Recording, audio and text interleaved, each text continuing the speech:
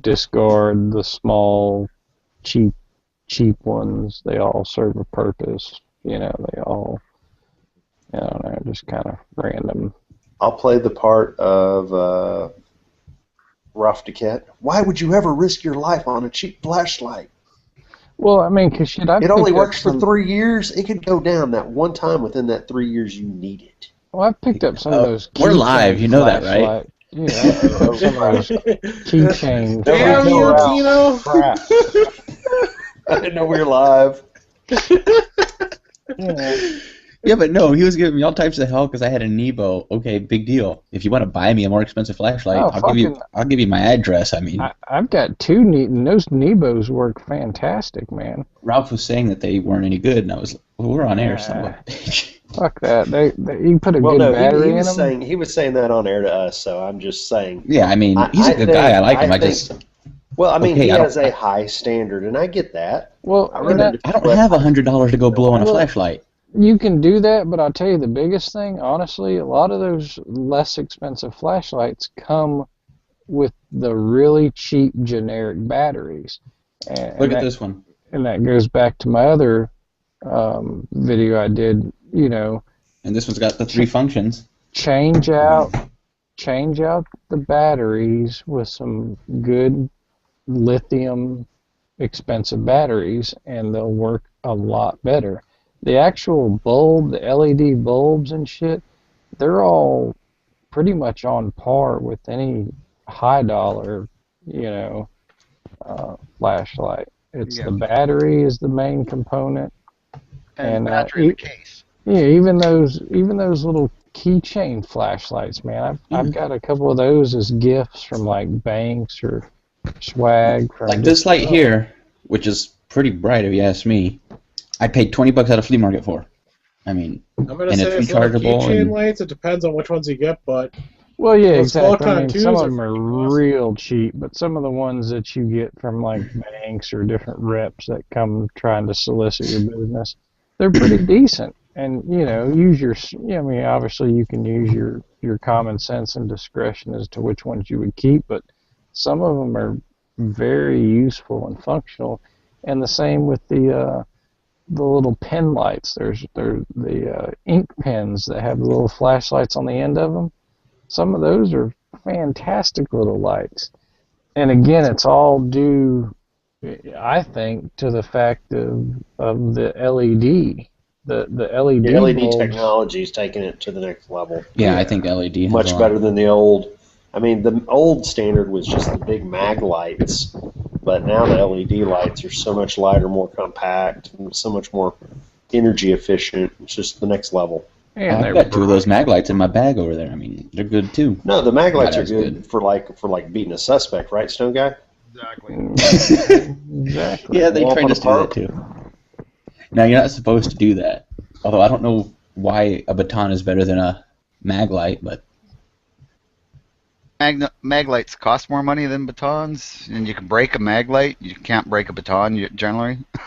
Yeah, well. Oh, you just haven't tried hard enough, Bob. Oh no, you can break it. You ever break a baton on a perp? I guarantee you, in Explorer Scouts, they didn't teach you to. Oh yeah, they did. We did all the. We did what they called Red Man. Oh, that sounds racist.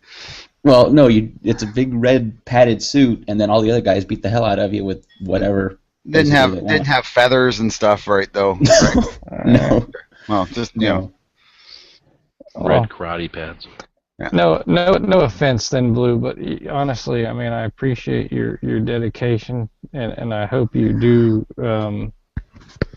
follow through with the law enforcement career if that's what you so choose to do. But at this point, the fact that you make reference to using we or I in association with people that have actually been law enforcement is not really. I don't think it's fair. I mean, in all honesty, you're not law enforcement. You have no. No. I was saying we as in like the other guys I was with. I wasn't saying that. Okay. Look, if you are going to go into law enforcement, you should learn something that I've learned from watching the Dallas PD, that is whatever type of hat or cover you have, be ready to throw it on your dash cam. Because those guys never remember to do that. Well, your dash cams are automatic, though. Also, automatically, if you actually throw your hat on them, automatically you can't see nothing.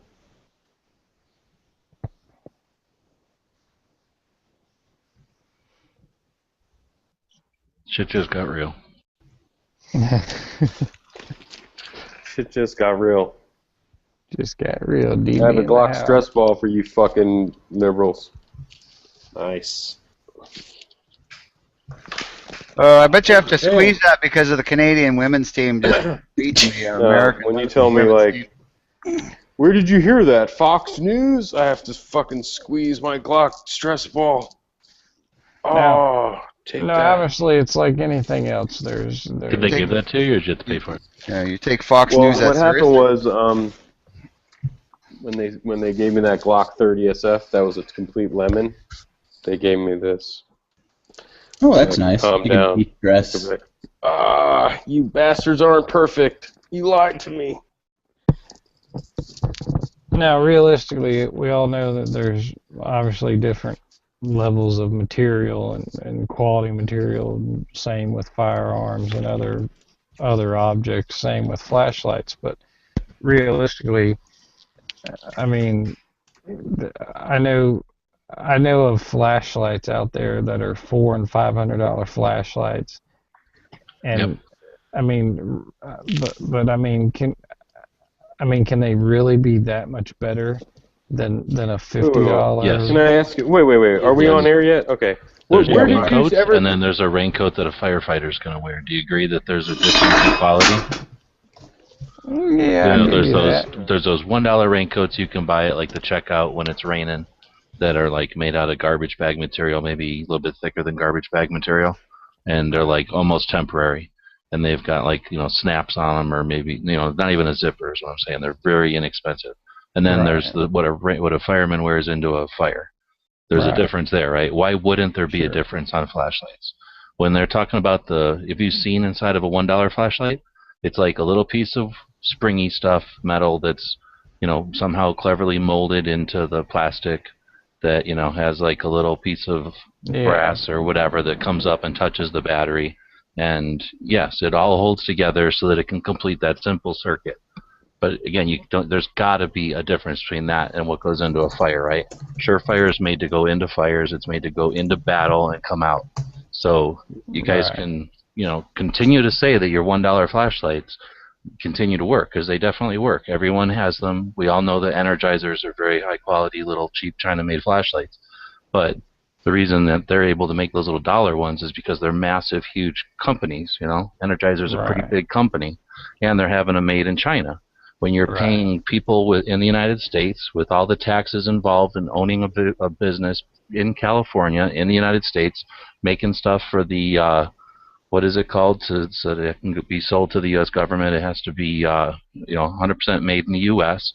So you've got people that have taxes that they're paying, they have Social Security that they're paying, they have health care that they're paying, right? They have to compete with other jobs, so you're paying American workers. So you can, and then plus the development, which a lot of people like to discount the fact that they're developing new stuff. But when there's a flashlight that's made to go into a fire and save lives, that's different than, a mag light, which costs $23 and comes from China. Well, definitely. I'll give you that, because but I guess I wasn't. Sorry, I'm trying to say a mag light clone that comes from China. Well, I should have been on a better scale, like, because I've got a flashlight that's pretty high. It's about $100 flashlight. It's got all the bells and whistles, the gaskets, and sealed and fog proof and shock proof and all that sort of stuff. And it's high quality, but how? I guess the question lies in, with that $100 flashlight, how much better can they make that $500 flashlight to justify a million that times price. better. They don't have to justify the price for one because they're already being sold. Just you have to justify why you think that cheap one is worth the same as a quality flashlight. But have you taken apart a Surefire and looked inside? Their cheap, expensive one, or their cheap one, which is still expensive, is what, $80, something like that, retail? Yeah, I've got a Surefire. The G2, That right? is a light that I can continually wing at a wall. Every time somebody gives me crap about a Surefire, I take it out of my pocket and I wing it at whatever the closest brick wall is. It'll bounce off the brick wall, bounce off the cement floor. I pick it up and it still works. And then I dare them to do it with their light, and no one, except unless they have Surefires, will do that. Right. Nobody will match that. That's grommet. That's actual aluminum. That's actual like machinery that machining that out of There's a difference between aluminum and aluminum. You know that. We know that there's differences in blade steels. Just because aluminum is aluminum doesn't mean that all aluminums are poured the same. There's shit ass pot aluminum and there's precision aircraft aluminum. Right. Okay, well, so these things are made out of aluminum that can handle threads that are machined well, that have good components, and that are able to take impact and shock. Well, given that example, let's take your good $100 straight up Surefire, the one that you could chunk at a wall, cost $100. It's a great light, Surefire, and then let's take another company that's making a similar light that you could chunk against a wall and it would still work, but they're charging $500 for that. I'm trying to figure out the gap in that. Dude, price. I've never seen a $500 light. $500. There's the $500 Surefires. Those $500 Surefires. They're basically searchlights. Law enforcement. Yeah, they're law enforcement. And they're rechargeable. They're totally different. It's not like they don't even take they're torches, batteries. They take batteries, but most of them are rechargeable. But there are battery ones. But anyway, those are high-end lights that are designed to be used in SWAT vehicles. And if someone wants to buy one, go nuts. But you don't. You buy that $19 thing from Harbor Freight if you want 1,000,000 candle power or whatever. Usually. Right. Yeah. Until Surefire came out and with a Fury, which is as big as a G2, and it's 500 lumens, and that thing has a throw that I can light up an entire line of targets at 25 yards. That's what I wanted to say. Is that let's see a little flashlight lights, do that. You can compare like imitation lights for like $50, $40. By the way, Ralph said he would take a seat, but I guess we're filled up now. Yeah. Oh, what I'm trying to say is that when you mention these $500 Surefires, there aren't even like let's kick Edge out of here. Chinese knockoff versions of these. I'm working. I'll jump out. I was about to say I'll jump out. Oh, never mind. You guys want to see my my $1? I'm sorry. Damn it! I wanted to say no, Stone Guy. I just want to say the $500 lights that you're talking about are so far even on the Surefire scale of like expensive. They're way past expensive even for Surefire. Like I paid $190 for my X300 weapon light, and that's like one of the most expensive Surefire lights they make. Yeah, but weapon lights, they have the shock absorbers and all that, the shock stuff. Right. But the other thing is that those $500 lights that you're talking about are fucking 1,000 lumen, rechargeable, meant to be in a fucking squad car and sitting there recharging all the time in your car and stuff. And there's not even an equivalent of like an NC Star or a Nebo. Oh, I'm pretty sure Phoenix or somebody made a really big. Next time you're at Autry's, look up. They've got a little display, and there's like a $200 version, a $500 version. They're battery operated, but they. Oh, okay. I see what you mean. And they're quality lights, but Dude, you know what you should do? You live close enough to me, and I live close enough to Going Gear, that you should go up to Going Gear, and they have a fucking wall of flashlights. Yeah, see, I haven't been to Going Gear yet. I need to go check that out. Smyrna. It's right near. It's like right next to Glock. It's right next to Adventure Outdoors. Go up there, check out the lights, because their wall of flashlights has got to be the best flashlight store in America. I mean, I can't even think of like some shit like that. They've got everything. They got Surefire all the way down to 4.7s, and you know what's some of the other, like Phoenix. So they go from like Phoenix all the way up, and they don't care. They'll sell you the most expensive fucking Surefire light they got. Right. You know, you can go compare and talk to them about it. It's awesome. And they got 15% right now online, but they email me because it's I'm in the fucking ice storm right now. Dude. Yeah, it's Mango, sorry about that, but we're saving that spot for Ralph. I was gonna tell Stone Guy on Craigslist right now. People are selling fucking eggs, dude. Good one. $5 an egg. That's so ridiculous. Are they like ostrich eggs or something? No, just eggs. Again, our regular eggs. Well, then we should be taking a look at this calmly so that people can learn from it. Just because of your winter weather.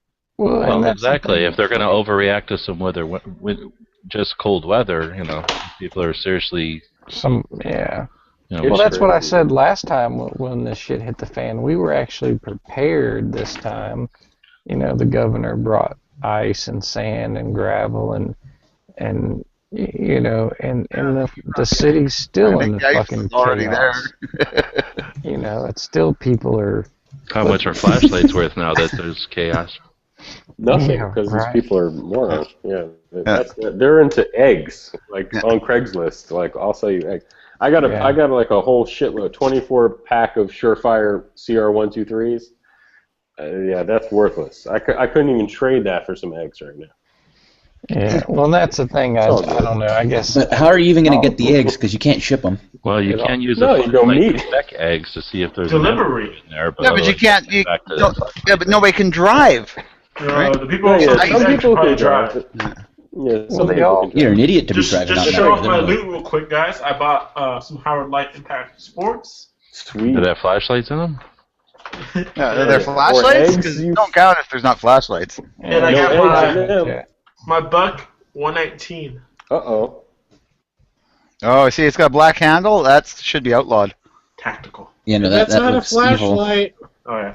Well, my flashlight, my dad, to talk about my flashlight, I carry, my everyday carry is that Streamlight ProTac 2, but my dad got this Streamlight Stinger LED for $1 at the junkyard. He found it in one car, and he's like, and he offered the guy $1, and the guy's like, yeah, sure. And he already has the recharging kit and stuff for it at home. So he likes these ones because they're they're rechargeable, good LED. And I still. This is the Streamlight Stinger LED.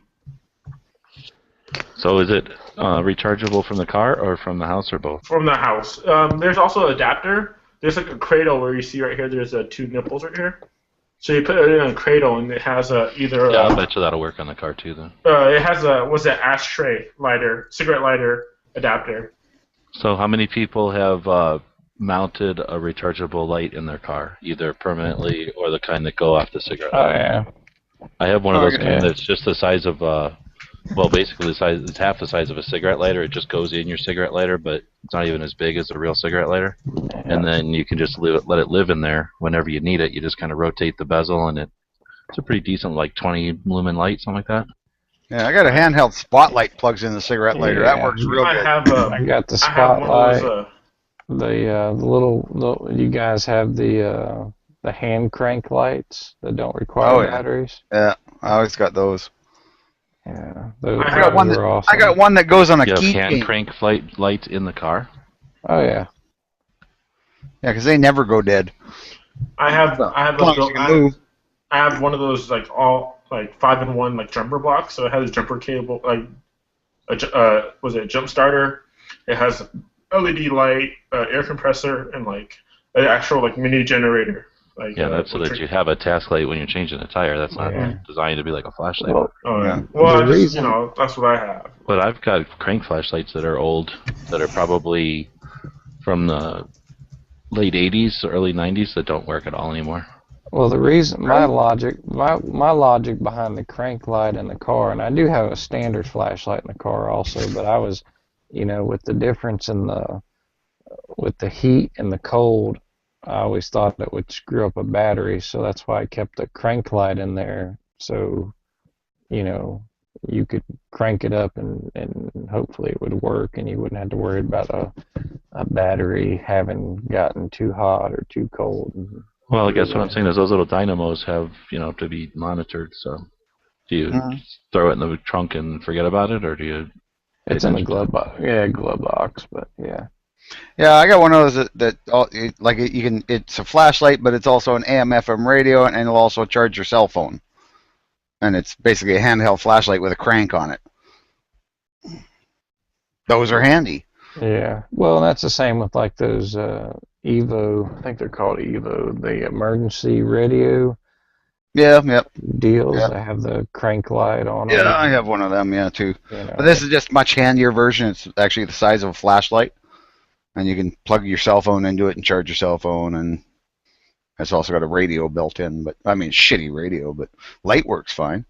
But I'm not going to discount the fact that there are the shitty $5, $10, $20 cheap Japanese lights that may work that aren't nearly the quality of a good $100 Surefire. No, but you can have a whole lot of them. But I'm also well, what's the point of having a whole lot of them? You can only have one in your hand, and how many do you really want laying around? Well, that's kind of what the video is about. I mean, I've got trades, barter. Oh, I've got them in my bug out bags, in my car, in my go bags, my tack vest, my. Yeah, see, I put Surefires and good quality lights in my bug outs and everything, and then I have tons of random little like dollar store lights laying around for the kids and for the house and stuff like that. And then we all have our good $high tactical lights for our bedsides and like our belts and so on. I don't know. I guess ultimately here's the thing. You can, I mean, your analogy for a raincoat was good in the fact of the material, because there's definitely a difference in the material. But my way of thinking with a flashlight, if you take two flashlights that are made of the exact same material, as far as the aluminum, the LED bulb, the filaments, the rubber gaskets, everything, you got one that's $100 flashlight and one that's a $500 flashlight. You don't see that. At what point? Well, no, he's saying 100 and 500. You're fixated on that 500, dude. Yeah, they're different things. Example. There's no way to make I mean, unless they're selling a super cheap light for $500 and people are just dumb enough to buy it, there is a reason it's $500. There's better materials, better gaskets, better quality of bulb. I mean, it's just they are worth the money. Now, but was that your question? What's the difference between a $100 one and a $500? Because I thought your issue was the difference between like a $20 one and a $100 one. No, that was my so then question. This is the deal, if your issue is the 100 and the 500, let's look at a Surefire catalog. So we're wasting time just doing things if you haven't seen them before. But again, I'm looking at one right now. Go from like 60, 80, something like that, $80 into the like 160s. For regular flashlights, like stuff that you would carry around and use. Right. The flashlight. I think the Surefire I got's like $100. Okay, and then the fanciest ones are just nicer material, a little bit better shapes, and then better clips and stuff. So they're basically just nicer versions or better features. Now, when you jump up to the $200 to $400 range, you're talking weapons lights, and like DB said, that is because they're resilient to recoil, which not every light that you just buy at the store is. They're also going to be mounted through their chassis. So like right on it's not just a circular piece of extruded aluminum. Now it's something else because there's a thing right on its own body that mounts it to the firearm or to a clip on the firearm.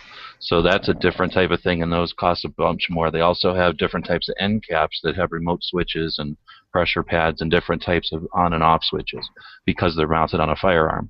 Then you've got the weapons lights, like underneath the pistol. Obviously, that's a whole different breed because it's a one-trick pony and it's designed to go underneath the pistol. Now, when you start talking 400 to 500, there's like two Surefire lights that get that expensive. And like DB and I have both said, those are just spotlights. Those are designed to have very, very, very big LEDs that have a shit ton of batteries powering them so that they can throw out batteries or lights that see through smoke and to see through emergencies that a SWAT team or an actual firefighter would need. And that stuff is all expensive. Look how much a screwdriver costs for a firefighter. Stuff that can withstand fire, the elements of a fire, cost more. So they are definitely more heavy duty, just like their fire extinguishers are going to be way more hardcore than the little cheap ones we buy that are disposable. But when you're talking $100, that's a decent flashlight, and they're much better than the $20 ones that people are usually comparing them to. But when you're talking that 400 or 500, you're either at weapons light or like torch. They're not even. What my point was trying to say was like they're not pocket lights. They're straight up patrol lights, like they're for police, and they're huge and they're rechargeable, and they come with a rechargeable kit for the cop car, and then they're 800 lumens, 1,000 lumens. They have lights on them, gauges, power gauges, where it'll show you where the battery is in terms of like charge and stuff, and they're totally not for people like us, like who want an EDC light. I don't know. I'm trying to screen share right here. And you like to buy the biggest light you can buy. So I have a question. Dude, they're fucking like you recharge them, and then you basically it's for police. I mean, so when you get into the Surefire lights, the most expensive light that I think that I would really seriously consider getting if money wasn't an object is about $250. And the problem is that I can find a Chinese-made, high-quality knockoff of that, like for about, instead of paying, say, $200, I can pay $80, $90. But with those $500 lights that you're talking about, there's not even a company that really makes that in terms of like, see, like, look here, this ED2, EDDL, like, Defender light. That's expensive for what it is. It's a 2 CR123 battery light. It's a pocket light. You can fit it in your hand. It's, it's 500 lumens. So I could go find like a Claris or something for like $60, $70. And you're right. It's hard to defend it because they're both the same. They're the exact same LED. They're both high quality aluminum. They both have clicky buttons, whatever. I mean, so basically you're just getting into, like, the quality of the button, the quality of the aluminum. They're both the exact same LED. They're all made by the same company. Right. And I don't even know if that company's American. That Cree company, I'm still not even sure about it. But, that's why I just go to Going Gear, because you live here and you can do that. And just ask them their opinion, but like I'm pretty sure they're gonna. I can't believe I've never been to that place before. Their whole wall is sick, dude. As illustrated by G-Web's picture here, they pretty much do make a budget flashlight. They make a flashlight for whatever purpose you might need it for. I mean, they're pretty much the G2s and the G2 LEDs or whatever they're called are fantastic lights if you need a bunch of them laying around and stuff. But the ones that are knockoffs, like DB was saying, even if they are made out of the high-quality aluminum and with the good buttons and everything, it's still not going to be the same as the company that charges, because there's a reason they charge that for their flashlights. I mean, there's a reason they get $150, $200 for their flashlights, and the other guy's selling the exact copy for, $60. Yeah. It's just a matter of, I mean, they're not going to put as much quality control. They're not going to put, the warranty's not going to be there. It's just you got not waterproof.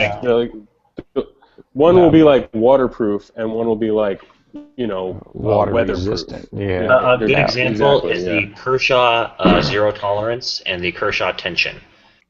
I don't know if I guess you'd call it the ZT, but the Now to get off the, because we could sit here and split hairs all night on the quality and justification for price, but the ultimate question I think is,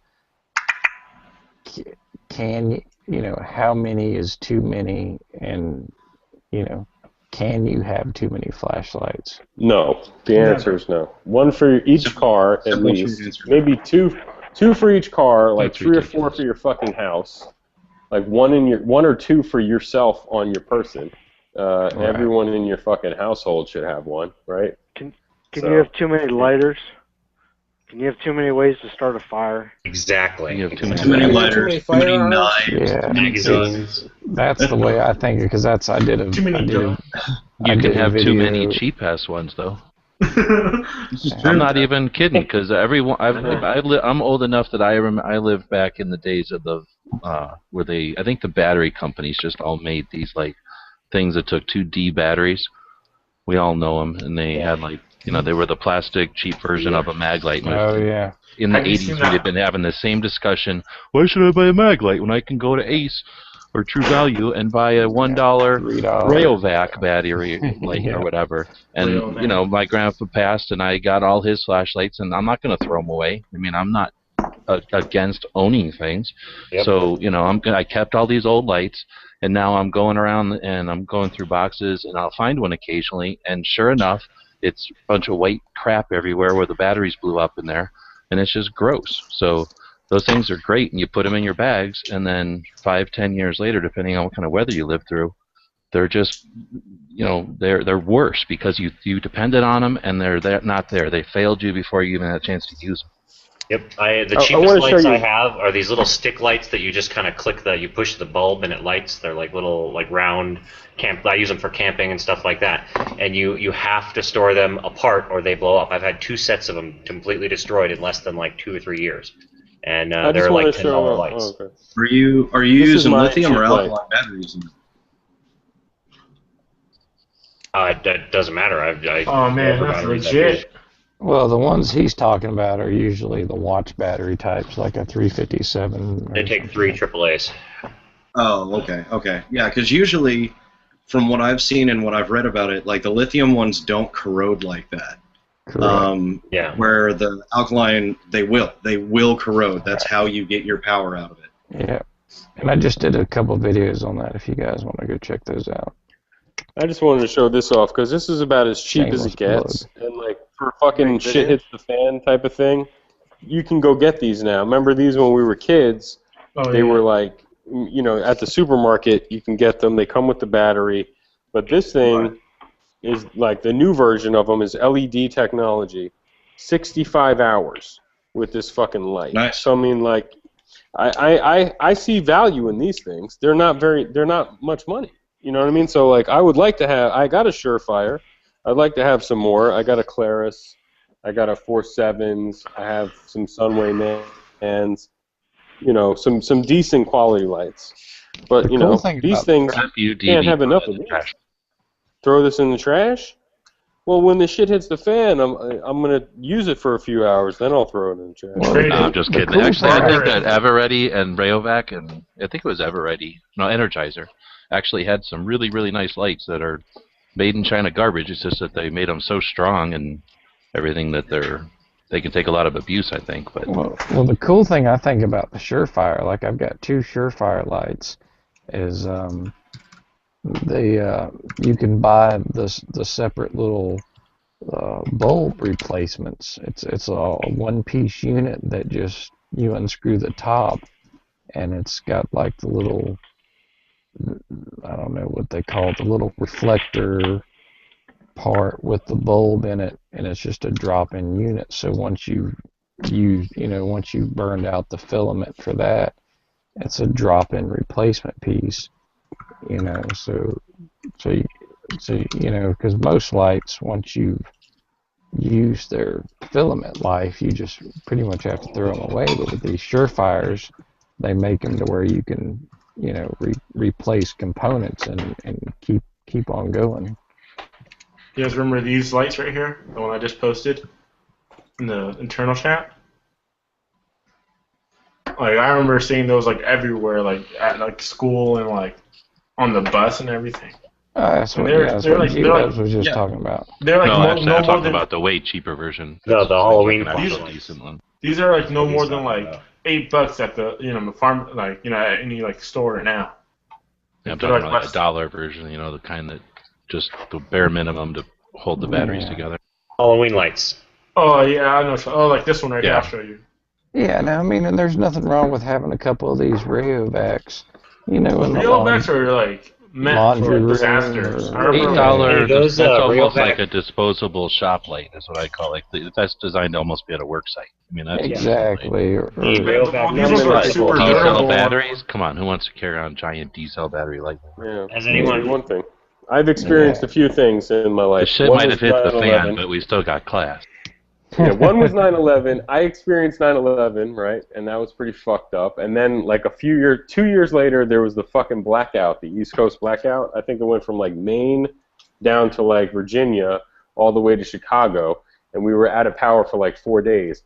But one time, I remember using a lighter to climb up the stairs in my apartment building, and trust me, I'll never do that again. Like I kept burning my fucking thumb. And then some old lady was trying to follow me. She was like in her 60s or 70s, and she was like relying on me to guide her up the stairs. And I was using when you kick at the old lady, then later we go out. Fucking using a fucking Bic lighter, and I was like, it was working until it would go out, and then I'd have to hit that wheel again, and it was like lava burning hot, dude. Yeah, it was like a red hot stone. Yep. I'll never do that again. I live in a small town, and we lose haven't power you ever seen what year. happens when you melt one and the top just melts off and then it ignites the butane? Mushroom cloud. I don't care what you buy. No. If it's a flashlight, it's better than nothing. What about glow? You should use your night vision. Yeah, it makes like a perfect little mushroom cloud. What about glow sticks? And you know what's funny is that it was right before my phone was probably. I tried to use my phone light, but that was way back. You know, it was 10 years ago. So the phone light was a joke. Just the brightness from the screen wasn't good enough. Needed that light. Did you say you did or did not get into glow sticks? No, I said we should get into that because I used to like them, and now I don't rely on them. I don't think they're good. Yeah, I like them just What is it you don't like about them? They're not a light source. No, they're more like for marking or for like indicators or something. But I think that having them as like a light source, like I could read with this, is dumb. So what I do most of the time, like if we have power outages, you could stick a couple glow lights in the bathroom. Hold on, I'm gonna hacksaw some shit with the mute off. It gives you enough ambient light to be able to hit the toilet, with a glow stick. So I also have I bought these Motorola walkie-talkies. Well, I bought them one of the big factors on the bottom. It has like a little LED light for signaling. So I'd always for me when I look at stuff, I always want to see if it has different uses, just like this. And this a pretty bright light, if you were to be lost in the woods or something, you can use this for signaling or even just walking around. But again, it runs on the same battery as your walkie-talkie, so once you go dead, you're dead.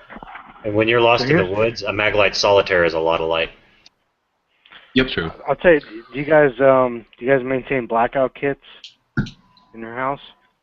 You maintain a bag or a box? I just started building one. I got. You mean if there is a blackout, not to create a blackout?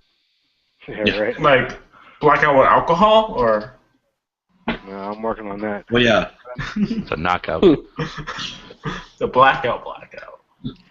No, but I even carry a mini one whenever I travel, because I've been in hotels where the power's been knocked out for the evening, and I've lent the front desk flashlights and chem sticks before.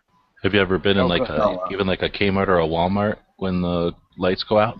No, but I can imagine. Apocalypse.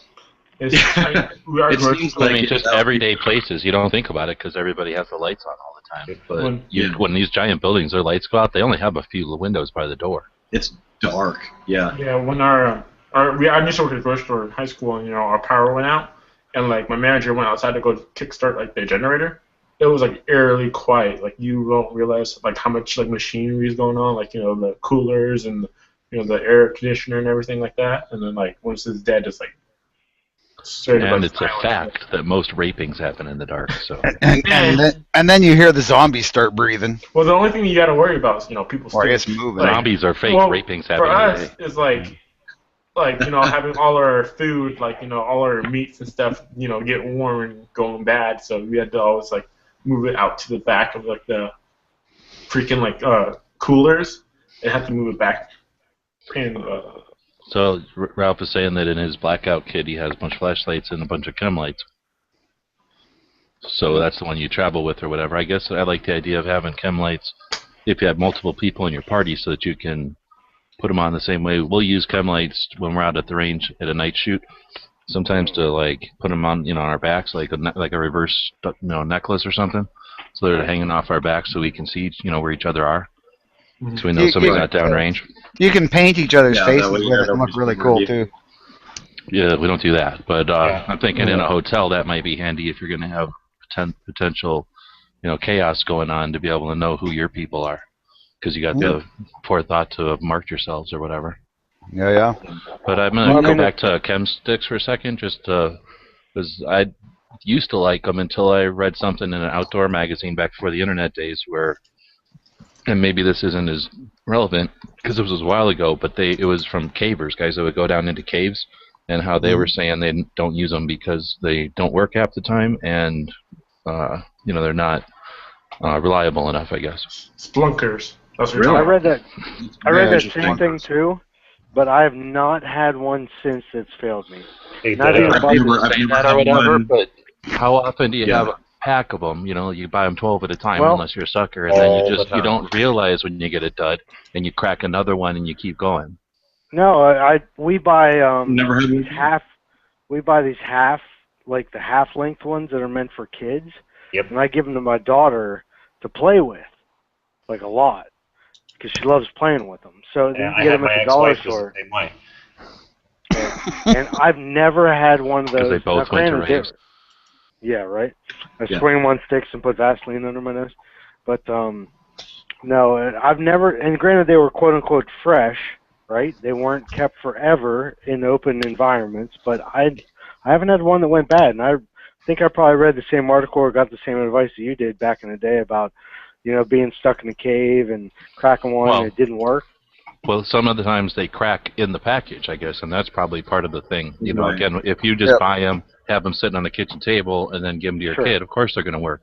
But if you drag them around in a first aid kit and you're rolling around on it, it's in your go bag and it gets kicked around your trunk, in a crazy chaos, it gets kicked all around. Even if you had it in perfect conditions up until the shit hits the fan, we're talking about shit hitting the fan. So you're dropping your bag down 2 flights of stairs and, having fights and people throwing rocks at you and stuff. Those things might break. That's all I'm saying. I hate to depend on them. I agree with you that it's worth having them around because there's so many places you can just shove them. But I hate when people go like, "Oh, I got light covered because I got glow sticks." No, it's not my primary, but it's my favorite long term. Whenever they are, whenever they do work, right? You can crack one in the middle of a room, and now you've lit up the room.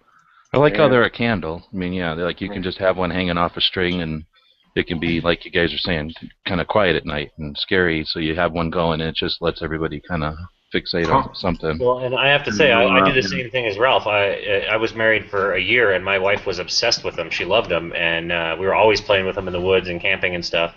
And I very rarely had them fail, and we bought the little half-length kid ones. We buy, dozens and dozens of them at Halloween time, and if they ever did fail, you've got 5. And that's my thing, is I always keep at least 2 or 3 in a little bundle. And I have them in all over the place. I have them, in the car and in the bug-out bags and the range bags and the medical bags, like all over the place. And they're definitely not a light. I wouldn't trust it nearly as much as I trust a good light, but they're awesome to have, like, in that time you need them. Same as those little stick lights that I was talking about earlier, that you stick to something and then you just you push the button and it starts. You push the bulb and it starts. Those are great little lights just to have around, stick it to the roof of your trunk or the hood of your car while you're working or whatever.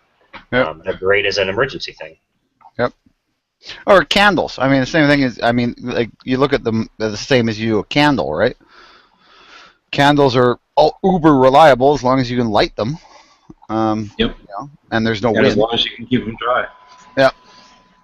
So that's the other thing for a blackout. All you need is a can, though, and you can make a little shroud for a candle so that you can keep it going even in a pretty strong wind. Yeah, exactly. Yeah. And they're just so cheap. And hang it from something. Yeah. Yeah, my blackout kit for the house is half candles and lighters and things like that, and half electronic stuff, right? Analog and half digital. So basically, you're going to be more romantic at a house situation than you would be at a hotel situation. Yeah. What do you think about like kerosene lanterns and then like like old school style lanterns? I mean that's bad though. Candles are another good one because you can eat them. Yeah, I don't carry. I will say I don't candles? carry. Tallow. They're animal fat candles. Animal They're fat. old schooly, and you can eat them if you have to. Mm-hmm. You wouldn't want to, but you could. No, they keep forever, and they will keep your body running in a survival situation. Yeah. But yeah, I mean, and all that, you got to remember, any kind of EMP and all that electronic flashlights and everything, anything that's got any kind of electronics at all in it is going to fail. Will an LED live through an EMP? I'm not sure about LEDs. That's one thing I'd like to Will look an at. LED go through an EMP A-OK? Yeah, listen to this. Mandy just dropped some amazing prepper knowledge on me. If you take a can of Crisco and run a string down the center of it, it'll burn for how long? 40 hours? Yeah, I've heard that. You can also that. eat Crisco. So that's a good. Then how do you make donuts after it's You can also do that with a can of sardines. You can turn a can of sardines into a candle too. Oh, that's awesome too. Do you take the sardines out or just? And No, nobody yeah, cares just about put- eating sardines. Exactly. And, Crisco is I like eat no them more every donuts. day. Yeah. Yeah, chapstick does the same thing. Chapstick. Yep, will chapstick will do it. Oh, there Yeah. you go. Well, anything like that. Can I borrow your chapstick? What are you doing to my chapstick? Yeah. Lard. Don't worry about it. Yeah, you can. I mean, really, you can render fat from any kind of animal you kill and turn that into a light. Well, I'm not killing my dog. Or diesel. Well, yeah, Blackout. the most common not was it? your dog. Fuel Your for dog's mining too was small. whale blubber, Yeah. whale grease or whatever it is. Yeah, whale I'm blubber. in Arizona. There's not enough whales here to make that a part of my plan. Apparently, You find whales in Arizona, we are all fucked. we just looked it up. Apparently, the Crisco can will last for 45 days. Holy Candle? Yeah, a can of Crisco with a candle wick in the center of it, or a piece of string, or whatever. Like a full, like a large, like number 10 size can, or like the smaller ones. No, the large one. The large Okay. cans, like The large the cans. big can. That's awesome. The cans like what you have. Yeah. Still, 45 freaking 8 hours days. a day. 8 hours a day for 45 days. Yeah. Wow. Damn. I And bet I some imagine you candle can also companies would be cook on pissed it, off too. if that became common knowledge. I'm gonna see that Spring on And it would smell guys either like buy french a fries can or of donuts Crisco. all the time. Right, Stone Guy? Everybody would be starving. Gonna get a can of Crisco and do that? I might try it. I mean, hell, I like experimenting with stuff like that. That'd be pretty cool. Now, Well, you don't is have it to get just a really big one. You can get one of those little ones. is it just a stand when she says wick? Do you have to buy like the No, A piece of shoelace or string or anything will work. Oh, okay. Yeah, you just gotta I trim thought it wick and stuff was, sometimes. Okay, So wick sweet. was So it doesn't somewhere else. actually have to be a like a homemade candle wick. No, I've made candles with all kinds of different string. As long as you soak it in wax and stick it down in there, it's good. Yep. Hell yeah. Also, what she said. Yeah, nice.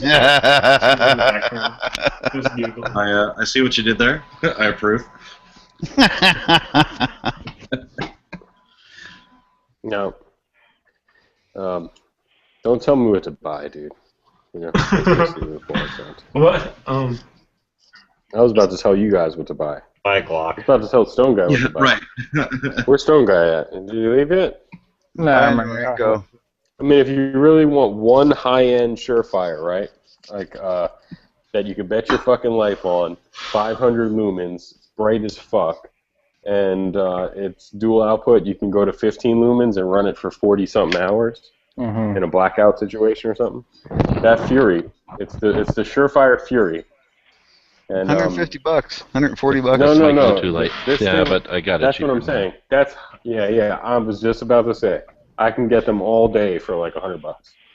So there's no reason. See, that may be what I have now. I've got because I think I paid like $89 or $99. This is 500 for my lumens. Surefire. You'd know if you have 500 lumens. No, mine's only like 2. You can't keep the women away from you. Yeah, it's pretty badass. Dude. It's pretty badass. Yeah, I know it's It's like not. moths. Mine's like 220 or 225 lumens. Yeah, when you tell the girls you got 500 looms, man, they're swooning. the other thing is, I just in your pocket. 500 lumens is like, it's like 10. Actually, inches. it's 820. I have an 820 light, man.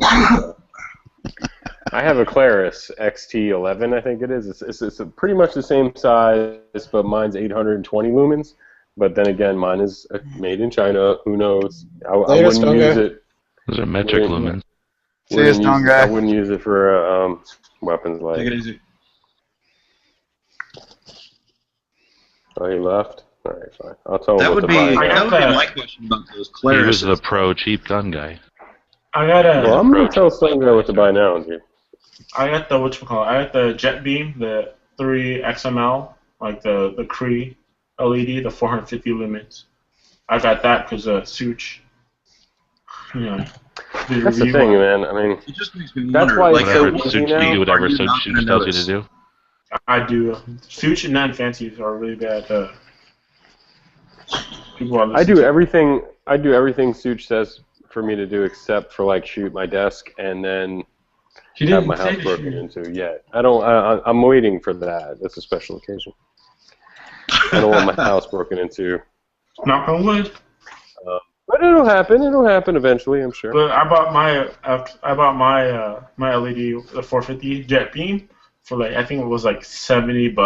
It was like $69.99. Then the mounts and the attachment to put on my rifle was actually like $10 or so. So I'm happy with that. It just stays on my rifle. It's kind of different with lights now because it's so easy to be like, that's Chinese-made garbage. But then it's like, eventually, you know what? We're all using the same LEDs. We're using different batteries. My fucking batteries are Surefire, right? No, I'm just saying, which are like, it's probably a made fucking in China. it's a fucking Surefire light. I mean, it's a Surefire battery or whatever. I know the clickies might suck, but whatever. So it's just harder there. One of the first things that we look at on a cheap LED is how centered the emitter is in the reflector. There's a lot more to it than just the LED. It's how it's put on that little engine or whatever they call that piece that soups it up and gets the voltage out, right? Voltage regulation.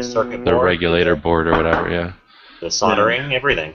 Yeah, exactly. The soldering, the quality of all those parts, the quality of the giving a shit while they were putting it together.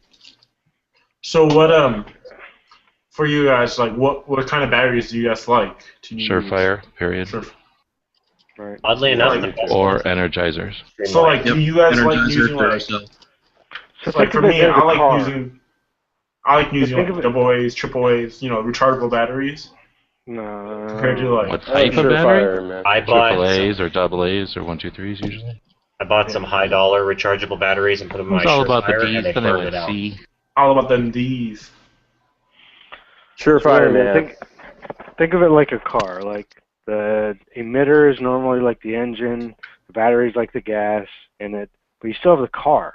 So you can put the same souped up engine in a shitty car, or you can put it in a good car, and you can say you have a decked out 350 in either one, but in an 84 S10 that's all rusted out, you're really going to get the same performance, versus a newer, You're not going to get the vehicle? ladies. Exactly. No, I understand. All I meant was that it's harder to tell, like garbage, because it's like, they can advertise, hey, we have the same LED. I know that. I know it's just harder for the consumer to be like, okay, justify it. It's also really hard from to Hong Kong where they fit the Surefires, and we bought a bunch of different stuff because I bought an infrared head for a G2, and it worked really, really, really good, like really well, better than some of the really expensive ones, in fact. So I figured, well, it's costs nothing, costs like a fraction of buying Surefire. I'll buy a couple of actual lights and see if that's if that correlates with other stuff. And I bought a bunch of things, and everything else I bought, literally everything else I bought, was garbage. Looked kind of the same from a few feet away, but as soon as you touch it, you know that it's not a Surefire. Even though it looks a lot like a Surefire body, it's just not the same thing. Another thing is that a lot of people don't really put their lights through the paces, like through the real paces. I mean, a lot of people just carry them around and say, yeah, lights up every time. I carry it in my pocket, never had an issue. I drop it occasionally. You're not talking about dropping it. You're talking about dropping it down a cliff. and dropping it out of a helicopter. That's like wrecking a motorcycle and still have it work. Okay, dropping it on the freeway and getting it run over by a couple cars.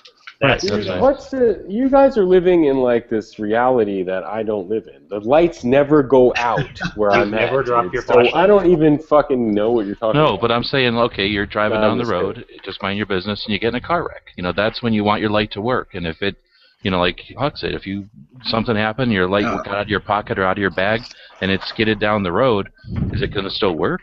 Oh, I know my Claris is going to work because I've had it for 3 years, and I've dropped it like I can't countless amount of times. Onto like really thin carpet before.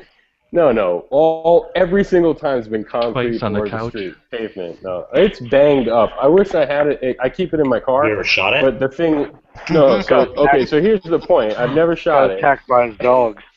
And then here's the other thing. I would never mount any kind of light to a firearm that I owned that wasn't a Surefire. That's just, it's different with pocket lights. I just feel like I can go down a level from Surefire to say like 4.7s or whatever. I can go for a pocket light.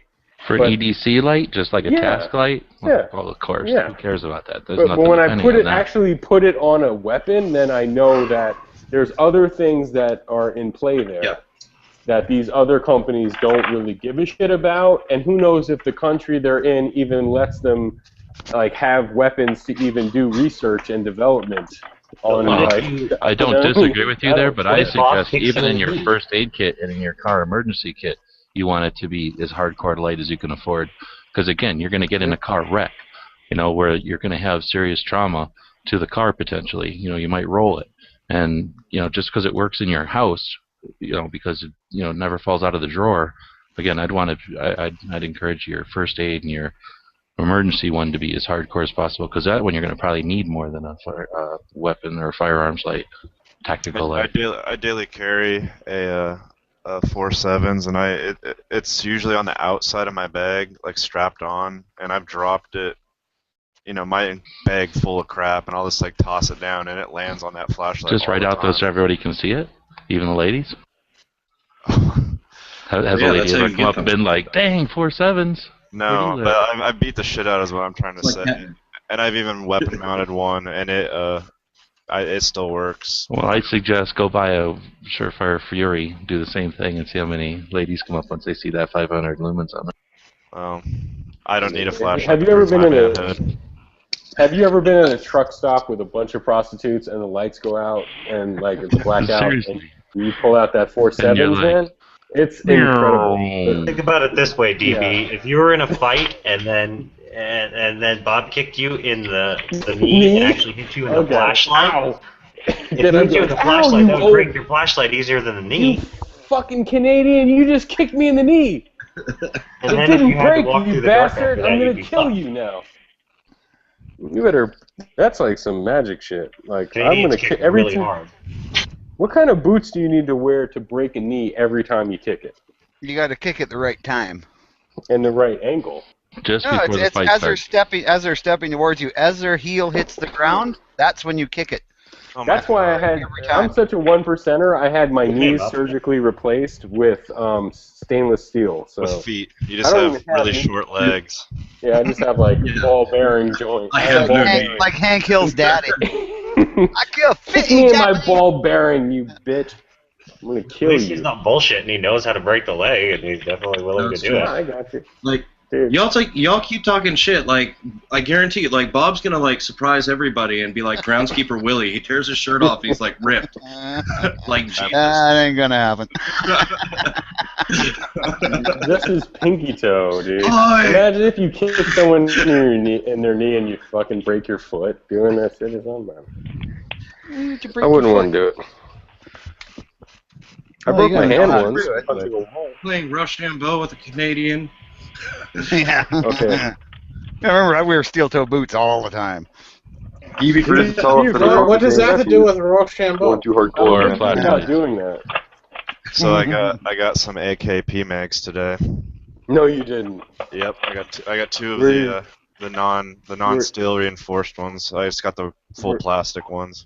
Oh yeah. Where did you get them? Well, they look like $13 at Palmetto State Armory, I think it was. Nice. Oh, Okay. damn, let's go there. And they're really freaking nice. I mean, they're really nice. I'm actually really impressed. The spring tension on them is like perfect. I mean, it reminds me of a Circle 10 mag. But what about so once they have the metal reinforcements, there won't be any need for a Circle 10. Yeah, I'm gonna, as soon as the steel reinforcements come out, I'll sell these ones. Or maybe I'll keep them. I don't know. But yeah, I can't see it being as expensive as Bulgarian magazines. Isn't their price point around $19? Awesome. I don't know. Right now, the ones I bought are the non-steel reinforced, and they were 13, like, and some change a piece. Yeah. And the spring tension is like perfect. I pulled them apart, and there's like the follower has a channel that it runs on that runs through the whole body of the magazine. So like it's basically an anti-tilt follower, I guess. Pretty cool. It's pretty cool how they built it. I mean, it's not just a magazine. It's like they put a lot of thought into the inside of it. They're all sold out by now, right? I'm trying to look for them. Oh yeah, there was a limited run. I would safely say, like, if I don't own any Tapco, but I've had them in the past. I would, if I had Tapco magazines, I would replace them all with this. And that $13, this is like, you know, that's anybody can buy them on a budget, you know. Yeah, right now I would those Bulgarian plastics. What's that? I was gonna say, do you have any of those Bulgarian plastic mags? I got a bunch of Circle 10 steel reinforced. Well, no, not those are fucking awesome. I'm talking about the cheap ones with the white sticker on them. Yeah, I got a couple of those too, and those things are crap. I mean, those are so even worse compared to that. Yeah, okay, good. That's good news because I paid probably $9 for those or something like that. I figured they'd be better than Tapco, but you know, it's like basically it's slimmer than a Tapco, so it's like not that bulbous, weird Tapco molding. It's about the size of like a Circle 10, without but the ribbing on it isn't the same. It's that PMag ribbing that runs down it rather than the kind of rounded Circle 10 stuff. What kind of AK did you put it into? What kind of AK do you have? Bulgarian. Bulgarian. But it's a universal. It's a milled receiver, so. Yeah. I don't know if that makes a difference, but yeah, like this is, and like I said, I think I already said spring tension is really good, but the follower's weird. It's like oxblood red, so I don't really understood why they picked out that color. It's kind of weird. Follower. Get in here if you want to contribute instead of whining in the gun channels chat. Who's this? Yankee. He's got like a 3500 lumen light, and there were a bunch of and shit. Yeah, he's actually he was still in the other chat. Can you pocket carry that light? Probably not. Anyway, yeah, buy some if you get a chance. They're fucking awesome. I haven't shot one yet. I just got it today, but just pocket carry any light if you want. That's a given. Okay, so I have a question. So over just a regular steel surplus mag, that's like about $12 now, I guess. What would you rather have? I'd rather have the steel one. Okay, yeah. So wait. I don't trust the all plastic construction. I mean, this is a nice magazine, but it's not. I wouldn't. If I dropped my AK, I'm sure it'd break just like a Tapco or any non-reinforced one would break. You know? Circle 10. Yeah, so Circle 10s are still reinforced. Oh. For you flashlight guys out there, what is the biggest down point of the cheapo G2s and stuff? Nothing really. Lumens. Just the power? Yeah, just the lumens. Okay, so they're not aluminum, and then now we're going to deal with like lumens, so they're not as bright. Can't you just buy a new battery? You said you did? Huh? Well, you can get extra bright bulb in the G2s, but like they cut the battery life in half. The G2s are plastic and the Fury is aluminum, so that's the big deal right there. Yeah, but it's the same size factor. The other Surefires are smaller. They're like just barely bigger than a battery. The G2 is like a 1-inch tube. Yeah.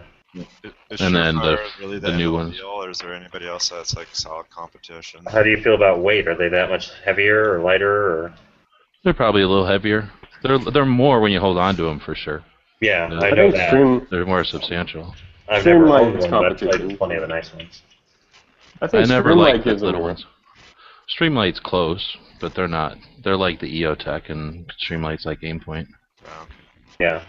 That being 4.7s, man. I mean, vice versa. Are you kidding?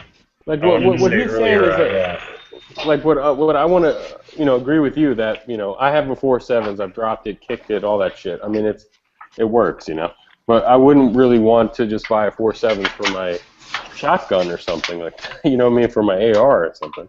I just wouldn't do it. I mounted one just to see if it would fail eventually from the vibration. It didn't, right?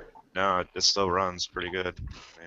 Well, because you know what? I called them and asked them when they were working on, are you guys working on a weapon light? And they're like, yeah, that was like 3 years ago, and they haven't introduced it yet. So I guess there's something to it. I don't think they're the end-all be-all for sure. I'm not one of those not fancy fucking bandwagon jumpers, but I have Surefires, I have 4.7s, and I think I have one Streamlight. Yeah, I have a Streamlight, and they're all fine. I like them all. I like a light that runs on a AA though, because you can find a AA anywhere. Yeah, that's the one I gave to my mom. I was carrying. It was a 4.7's like Cork AA tactical, I guess. So the tactical just meant it had a clicky switch in the back instead of like a twist, like you twist it or whatever to turn it on or something. But yeah, that was awesome, man. I only paid like $40 for it, $50. Does Surefire make a AA light? I'm pretty sure they do. I can look. I'll look into that. I got somewhere. No, they do not. See you later. Surefire didn't sit around going, hey, let's make lights for people that need lights. They were making lights for police and stuff, and then made some operators. Smaller. So they don't make any AA or police operators? They made them for police and fire department. I mean, I was joking. Going overseas to fight, I guess they might grab something that's that rugged, but... Anyway, then that's why I don't think they ever bother with AA, because they want the kind of power that comes out of a CR123.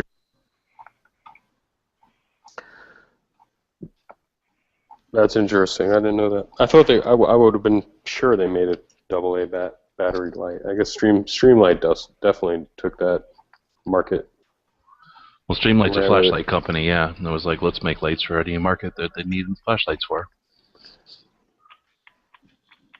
You can get map reading lights from Streamlight.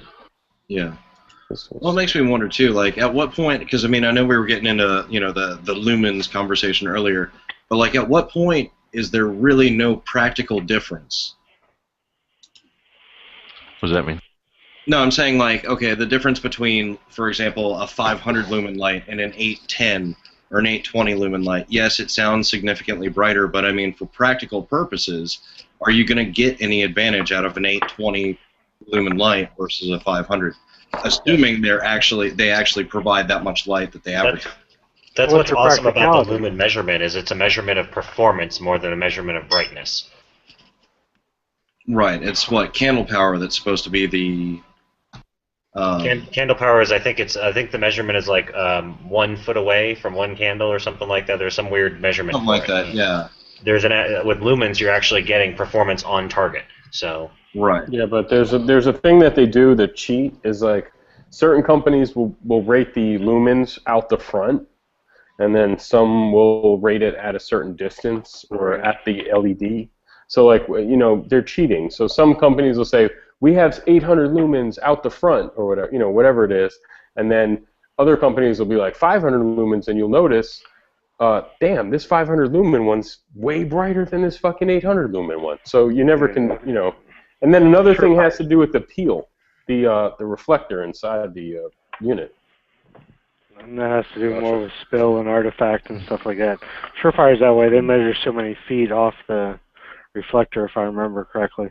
But you want to talk about practical difference, it depends on what your practical use is. Like, we shoot coyotes on farms. So you're talking about yardage at that point. So 500, 800, right. There's a difference. You know what I'm saying? If you're talking about in a house, 500, 800 doesn't mean that much. Because they both blow you out. Yeah, that's what I was thinking. Because what is it? Anything over 80 causes temporary blindness. No. Camping? No, it's how you use it. But 800 is awesome. Look, when I say blow it out, I don't agree with Yankee that when you turn on a really bright flashlight in a house, you're somehow going to make it your eyesight affected, because you can always just aim the light in a different direction. What I mean is it's just not effective. You're not getting any much gain out of it. But as soon as I'm saying if you shine the other never guy, go outside. What? No, I'm saying if you shine the other guy, my understanding is anything over 80 lumens to the human eye will cause temporary blindness at conversational distance. Okay, I'm not going to get into it because that's a tangent, but that's a whole other debate. I'm just suggesting that that should not be a criteria for the light you carry, because unless you got some fantasy where you're never going to leave your home, then why would you want a light that's perfect for your house? That's a task light. If you want a light that's going to be good for all purposes to defend yourself or your home, you're going to need to be outside once in a while, potentially with other lights shining at you. So you want to be able to defeat those lights. Now you're outside having a light battle, and your 500 will overpower their flashlight, and you'll see what's going on. Okay. No, I'm not trying to get into a debate. I'm trying to understand. Yeah, I hear you. That's what I'm saying. We shouldn't be talking about, there are definitely valid points of why you don't want necessarily, ideally, a really bright light in the house. But I don't think a bright light is a deterrent. You can either get stages, which are probably a waste of time, or just learn how to not point your light directly at shit. Yeah, there you go. I mean, that's usually what I do if I've got a really bright light anyway, is I'll back it off of any other time, residual. Like if we're changing a tire and we got too bright a light, we just angle it a little bit. Same exact thing in a defense situation.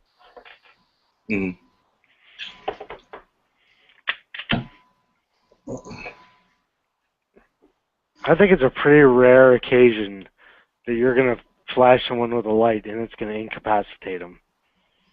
Hold on, I don't want to disregard that, though, because what if you're a little old lady, single mom, walking through the parking lot, big bad guy comes walking up, and she's got her hand on a 500 lumen Fury, shines that in his eyes. I think there's something to that. At least if she knows what's coming, she can be ready to start booking right then.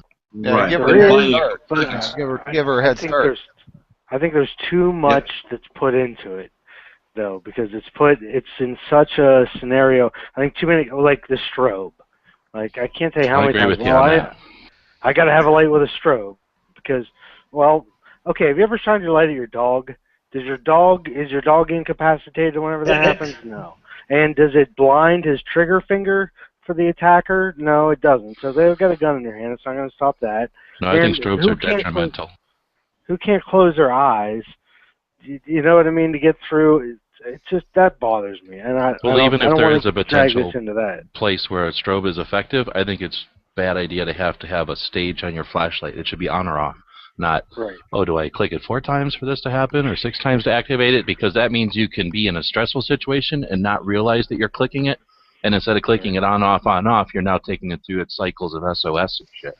And that's another reason the Phoenix are not weapons lights, in my opinion, or not tactical lights, weapon lights used to defend yourself, because half the time they've got all those different modes where obviously in a normal situation when you're thinking clearly, you can go through and use your flashlight effectively. However, when you're scared or somebody else is using your flashlight, somebody else picks it up and all of a sudden they're playing disco lights. That's when those things are pointless.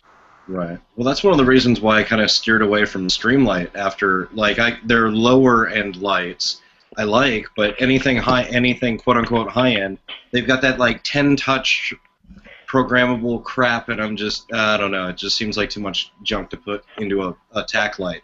Yankee, I sent you a link in your PMs down at the bottom there. I think Quark sent you one too. When it comes to the with that TLR1, the Streamlight.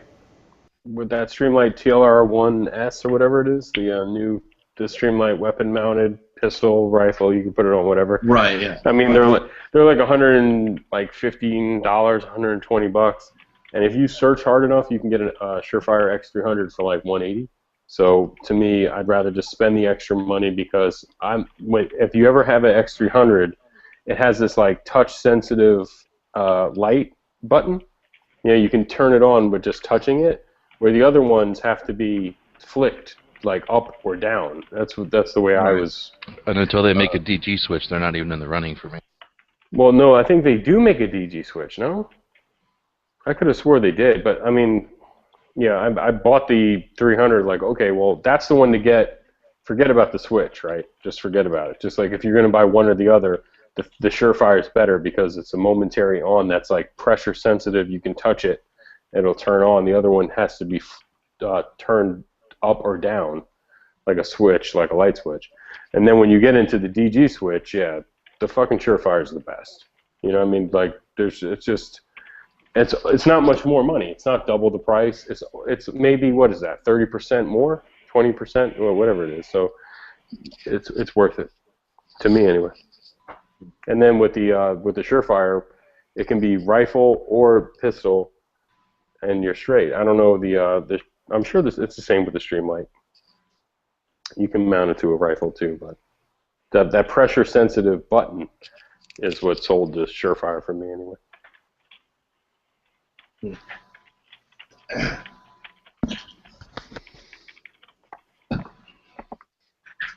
I like the kind of flashlight that turns on when I push the button. Fair enough. And that Surefire, you need to be aware of what tail cap you're getting, because you can get different tail caps for the same light.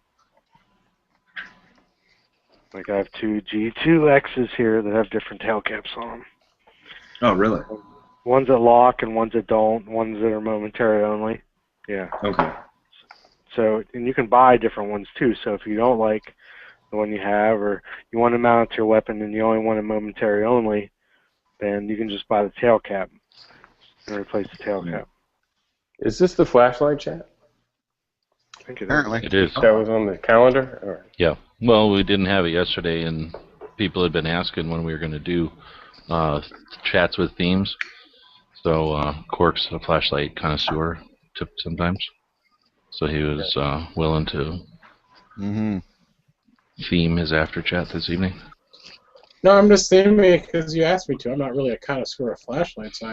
Oh, now you ruined the illusion. Yeah. Now people think that their guest doesn't care. Once again, you fucked up, Quark. Well, I'm being honest I just always here. end up selling them. Yeah, flashlights are tools to me, and I tend to break pocket flashlights really, really quick, so I just go the cheap route because I've broken, moderately expensive ones at $50, within a month. So I just tend to stick with like the Nebos because if I break them, they're $10 and I replace them. I just want to tell you that if you really now want to let's all tell Quark what he should buy. Okay. I know I'm supposed to spend $100. Left to right, what Quark should have bought and what he should buy with his money. He liked my Sunway V11R with the variable magnetic ring that you can go down to 1 lumen all the way to 200. So I think that's the shit right there. 1 CR123 battery, 200 lumen That's light. what's keeping me away from it, that stupid battery. Okay, well, check it out. I got the little adapter. It's like $20. You screw it on to the tube, the aluminum tube. Then it becomes a AA battery, and so it's a AA light. And then it can take a rechargeable light, a rechargeable battery that's the size of a AA. I think it's like a 1650, bumping the lumen up twice to 500 lumens. It's the ultimate in Go Gadget. You know that little ring that you have to put on there to get it from AAA or from AA or whatever? Yeah. What do you do with that ring? When it's not in use? Right. I'm assuming you put it on your ring finger because you love that light so much. Keep it in its box like a nerd. Why don't you marry it? Like a fucking collecting nerd. If you really want to nerd out, join Candlelight Power Forums. It is the ultimate in flashlight nerd forum. Like you wouldn't believe it. You think gun people are nerds with their forums and like the High Road and all that stuff, or Block Talk, and believe me, the flashlight people are completely nerding out over there. They'll take a company light and say, hey, they advertised it at 500 lumens. It's only 489 lumens out the front. Blah blah blah. Like it's just constant, testing, evaluation. See, I need people like that to do the dirty work for me, so I can just go over to the site and look at what all has been done and go, oh, I'll get that one. Yeah. Candlelight Power Forum. It's like CPF, but like just Google it and just check it out, man. Because when what Stone Guy was talking about with $500 lights, I was thinking he was talking about those kind of like handmade nerd lights. Handmade kinds or something. Yeah, they're like titanium. But that's like the same way people make knives. Did you already say that? People make custom lights. Yeah. It's just like a Hinder XM18. Like, it's a $1,300 knife that's exactly like a zero tolerance or whatever to the average eye. But why would I pay $1,800 or $1,300 for a knife that's a folder? But it's handmade, basically. So you're paying for some dude making it by hand. They do some cool stuff like putting the tritium into the bezels and into the places so that the light always glows, and they do some cool stuff to hot rod them. Yeah, but you got to check it out. I mean, it's the ultimate in nerd. I had a torch that would set newspaper on fire. Big deal. Torch, a burning piece of stick that would light newspapers on fire. Big deal. If I needed to start a fire with a light, I didn't need a lighter. Yeah, well, this ain't England, is what I'm saying. It's called a flashlight, not a torch. No, it was called a torch. Crikey, G-Wims. I was going to do an accent. Probably needs to take his monocle out. It always makes you feel better when you see people that can basically afford anything in life, and that's their hobby. Like, they have unlimited amount of money to spend on their hobby.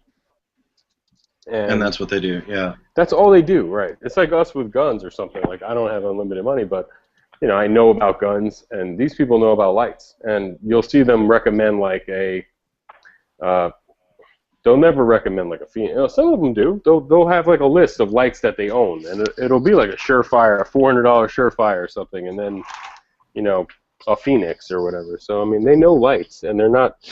They would bash the shit out of a company if they thought it was garbage and their quality control was poor, and they don't.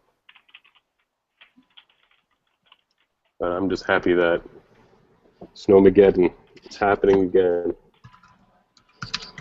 I'm happy it's happening everywhere else. I saw a Craigslist ad where someone was selling an egg for $5, one egg. It was funny. It wasn't a carton of eggs. It was one egg. Oh my god! It's funny as shit. Oh boy. Well, this time, I mean, everybody had lots of warning. Why wouldn't they? Well, apparently they were, because the freeways weren't all covered with cars parked. So. Oh yeah, this time it was a lot different. Actually, are they suggesting that they can't drive through that because it's not plowed or something? Yeah, apparently. Well, it's ice. It's just completely ice. So like where I grew up in New York, they would have put salt down. Well, sand, salt. Oh, they don't have sand there? No, yeah, no salt, no sand, no nothing. No. I bet you Arizona's got lots of sand they could loan them. Here comes a truck. I guess we don't ever get. Well, we don't have the trucks that to dispense it, I suppose. Yeah. We're saving that sand, Bob. Come on. Here comes a truck. One of these days. It's got no weight in the back. Look, I mean, hey. Georgia are going to be paying $1 million for our sand now. Yeah. There goes a truck. This guy's brave. Well, as long as there's some snow on the ice, I mean. Dude, people got. What kind of camera do you use to? That's like a telephoto lens to get down from your penthouse like that. You saw all the way down to the street? Yeah, it's got to be, what, 56 Well, stories? yeah, it's 70 stories down. Yeah. Where the peasants are. The people look like ants down there. 70 stories down. How's it so light where you are? It's all the gold fillings of all the different rich people who live in that building. Yeah. Yep, that's right. My building's, it's built on the broken dreams of union workers. There you go. And it's like a glow stick. When you break those dreams, they glow like a glow stick. Trust me, it's hell out there, dude. Like, I called, the only place open in like a mile or two was a CVS, and they closed at 2 o'clock this afternoon. But no, there were reports that people were fist fighting over bread at Walmarts in our neighborhoods. Yeah, but that's a Walmart. I mean, I could see fighting over some good bread, maybe, but Walmart bread? Yeah, all those carbs, dude. You want to knock? Oh, maybe you throw it down in the streets and it lets you drive over. It's fucked up, dude. It's fucked up. I don't care. I know I'm going to be camped out tomorrow. Yeah, they're suggesting that you wing water balloons. I think that's a good idea. Yeah, that would be awesome. Oh, that'd be funny. Actually, if you let them sit on the window ledge till they get hard, it's way funnier.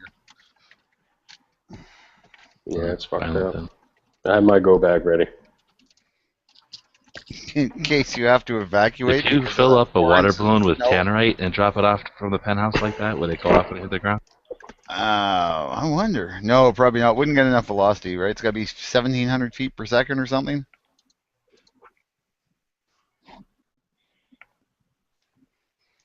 I don't think a water balloon would go that fast.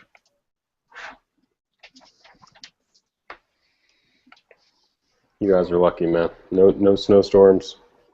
No it's looting. Like 80 today or something. It's be like 85 tomorrow. Yeah, we had a nice sunny day.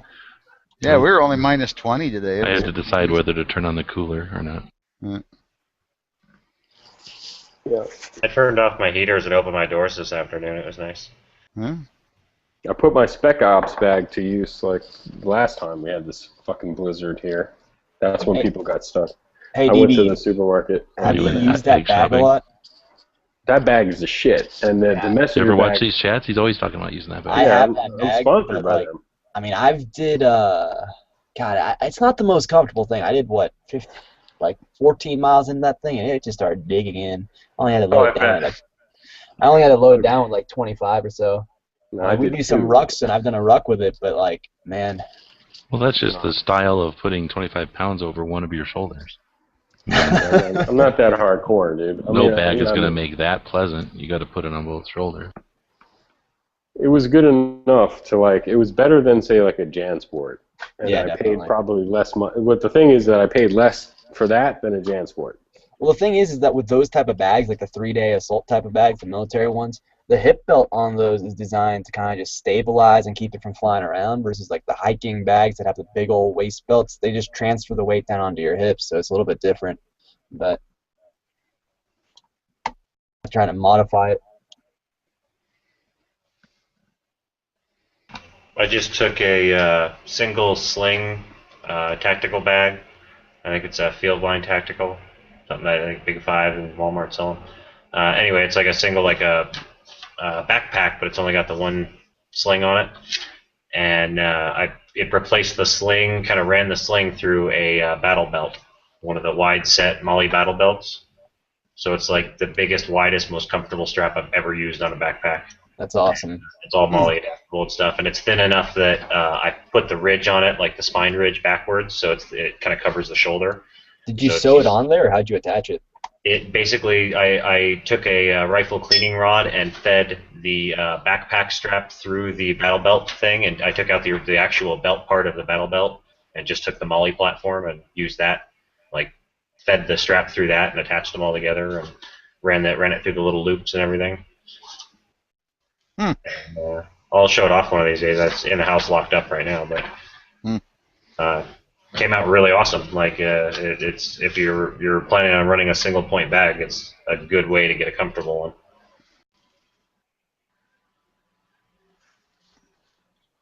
Isn't this Quark's chat?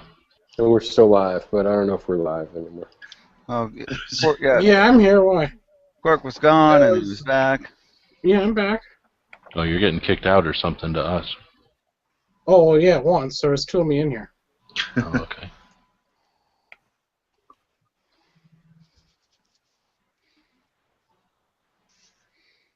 Crickets. Yeah. Live crickets. So keychain lights, waste of time. I was looking at the worth having. shotgun. Awesome. I walked back from the store today, and instead of having to like carry my EDC light with like lit in my hand the whole time, I just hung my little mag light out of my pocket while I was walking, and it's kind of a getting hit by a car deterrent. Yeah, it's an indicator plus just enough light if you know, like a rock or something isn't where you expect it to be. And they don't seem bright until you're really, really in a dark area. Then they're really, really bright for what they are.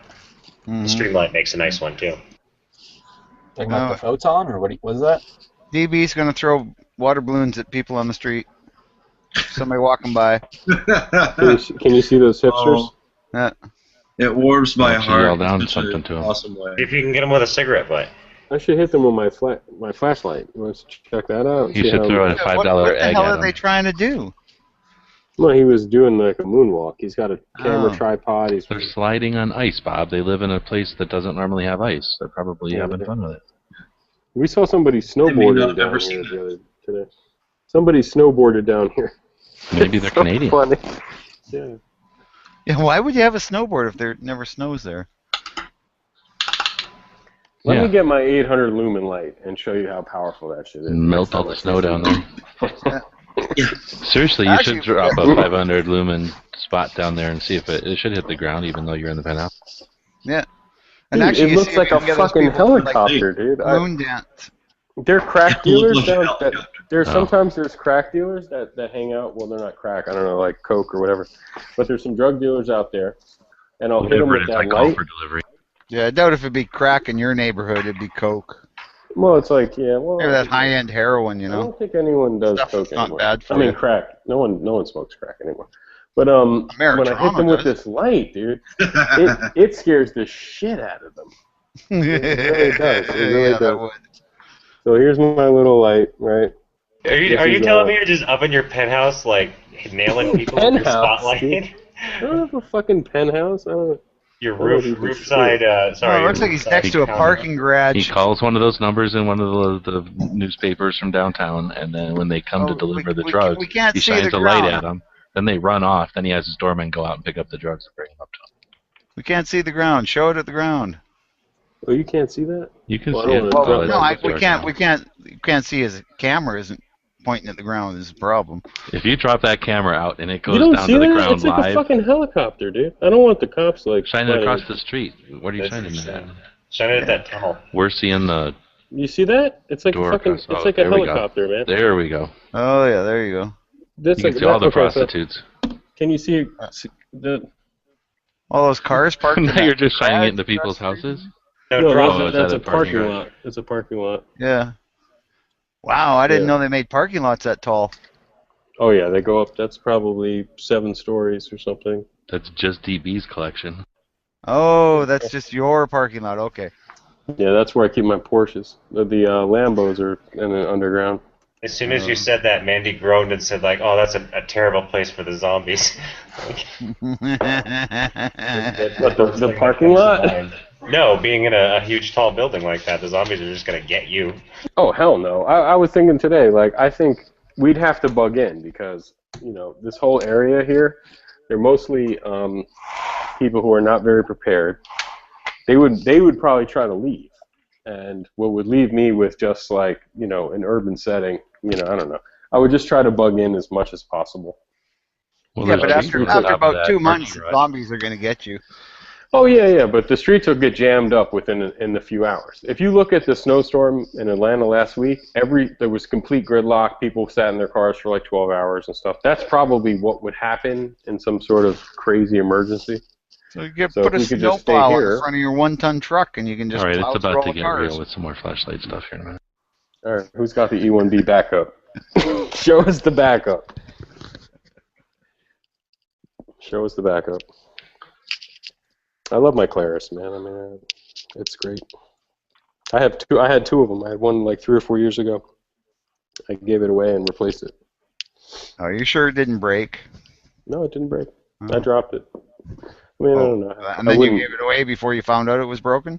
Olight's another company. Olight that makes they make stuff for they claim that it's shock proof, you know, for weapon light stuff, but it's another cheap company.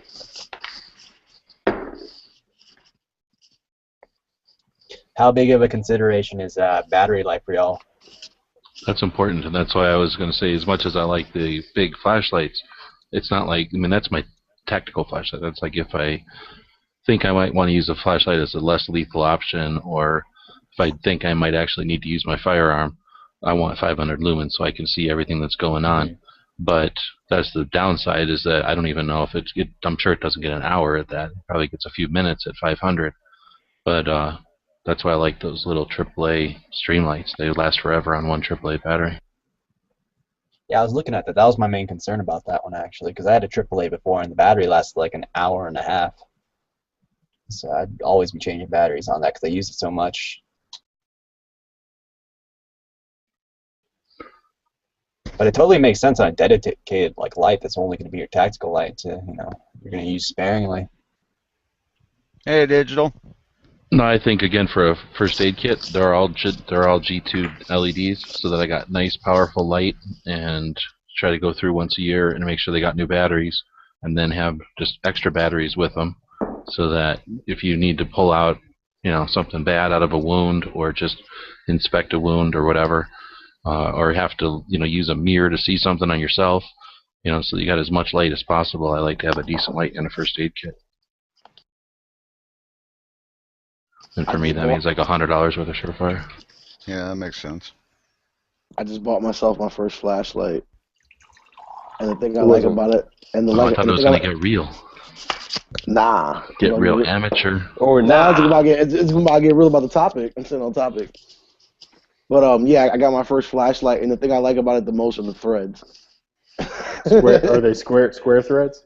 I know. I mean, I don't know. They just feel super smooth. Like, yeah. I don't know. There's a difference between parts about a flashlight. Square threads and like those sharp threads. I guess square threads are supposed to be better. I don't know much about it. Well, they're more precise, probably. I think that's what you're talking about, as opposed to machining them all sloppy so that they can make, less accurate parts and still have them work. Mm-hmm. Right, square threads as opposed to like those kind of like sharp blade-looking threads. Like, tapered. Yeah, tapered. Yeah. So what about headlamps? I like to carry, especially when I go to like.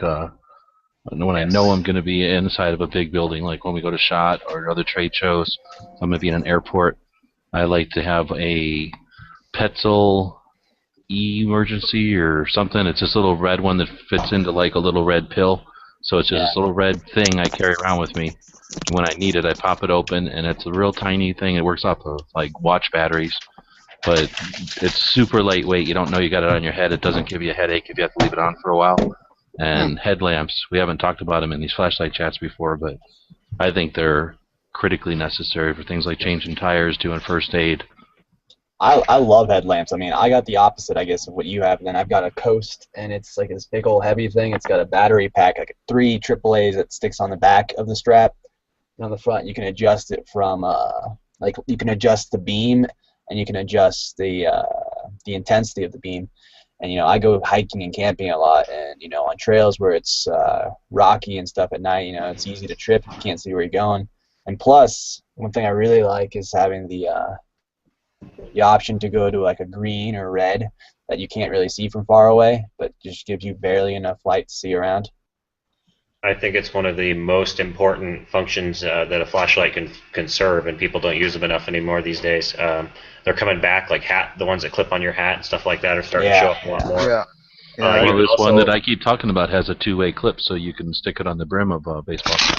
Yeah, another cool thing on that is you can take something like a little mini mag light or a little stream light like this, and with a piece of paracord you can tie a little knot around it, and it'll sit right on your ear like a pair of sunglasses, and that'll save you so much of a headache camping and doing stuff, like you said, changing tires, whatever.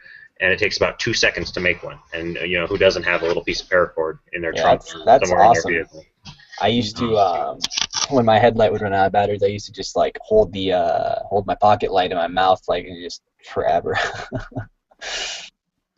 Hey, how much does like a headlamp thing go for? You can get the Petzl or Princeton Techs at like a decent, like an REI or probably Walmart even. I think, I don't know. I haven't shopped for them at those kind of places, but anyway, a Petzl or a Princeton Tech probably start with like $20-something. Yeah, you can get them from like $20 to up to like $50. Probably it's a good range. Because a lot of times they buy them. I always for thought they were kids, tight as shit. like for camping. Huh?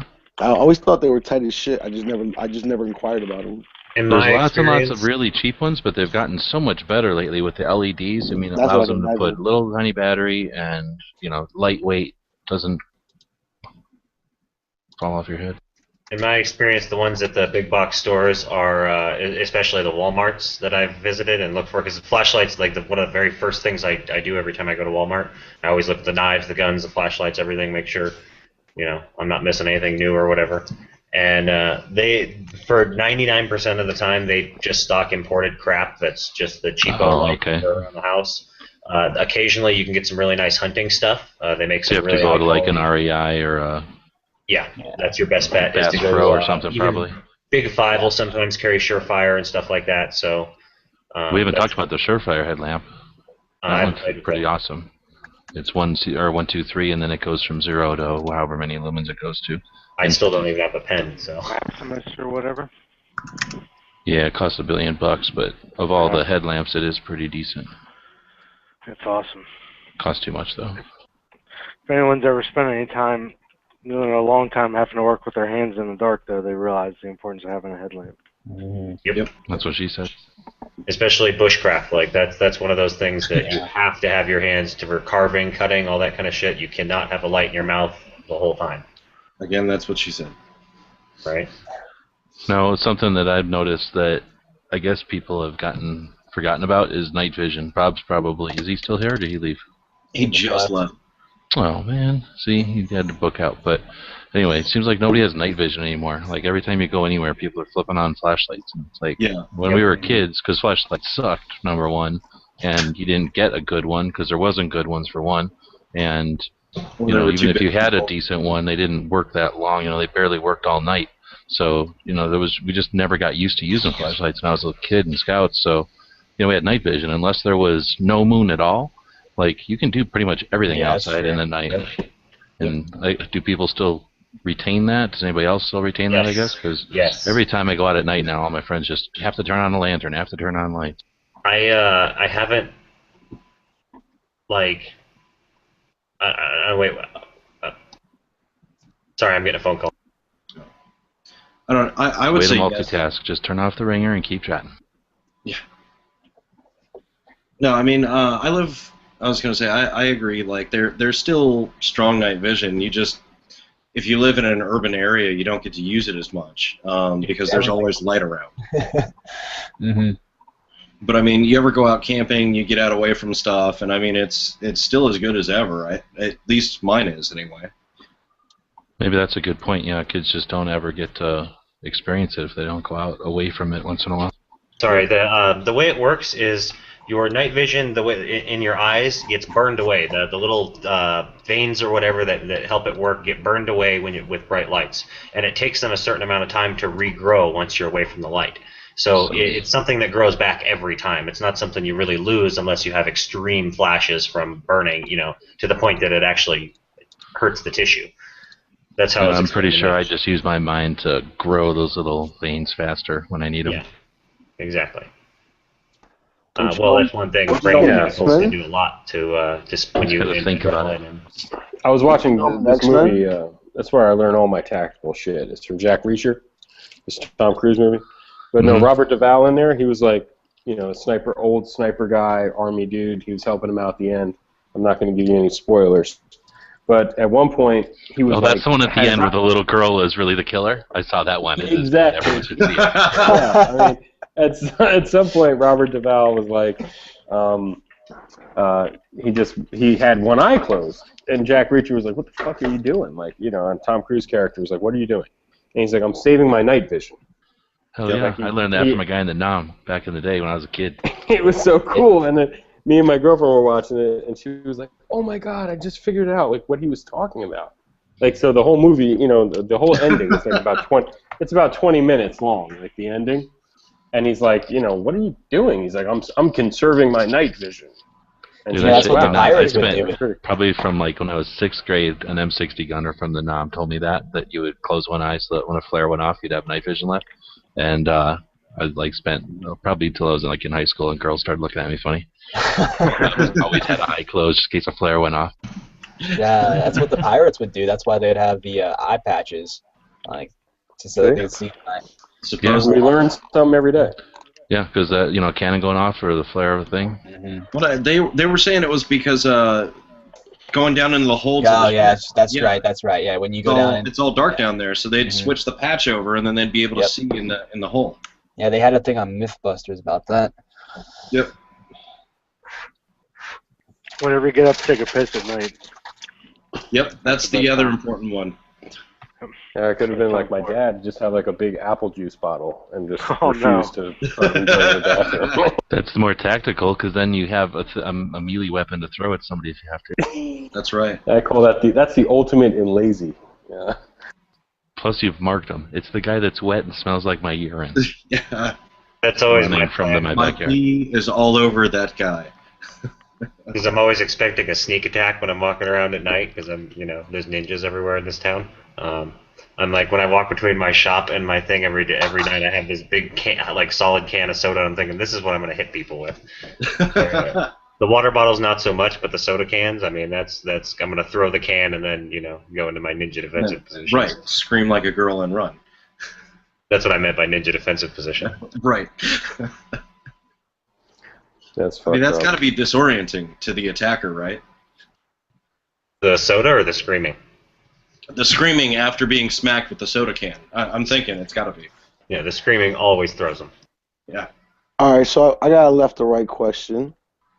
What do you think is the coolest swag / piece of tacticalness that you could carry for lady attractiveness? Surefire light. We've already talked about that. Yeah. Easy. Chicks Mini love it pry when you bar. light up their path. A mini pry Headlamp. bar on your keychain from CountyCom. Surefire not headlamps. My bad. Show that you're ready to get down. I always light my girlfriend's path when she's walking through the dark. I love it. You can see everything in the dark. I was gonna say we're playing Arizona rules, no nunchakus, but since you're going like that, I'm gonna say some nunchakus.